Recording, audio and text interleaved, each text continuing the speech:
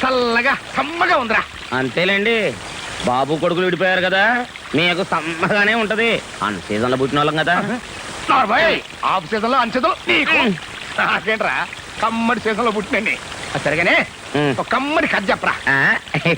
అనగనగనగనగనగా ఒక ఊళ్ళో ఇద్దరు ప్రాణ స్నేహితులు ఉన్నారండి. వాళ్ళిద్దరు జాయింట్ గా రత్నాల వ్యాపారం చేసేవాళ్ళండి.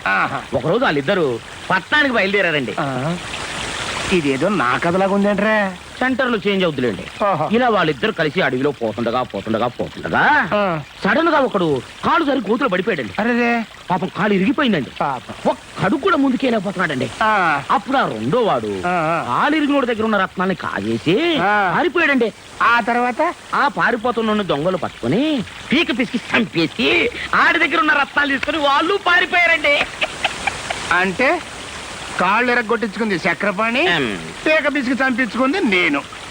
ఇయే కదా రెండు పాత్రలు. అంతేకనండి మరి. కానీ మీరు భలే సురుకండి, ఇట్టే పట్టేస్తారు. నువ్వు మాత్రం కథలు ఎంత అందంగా అల్లుతావో. అటవలేంటి నాన్న.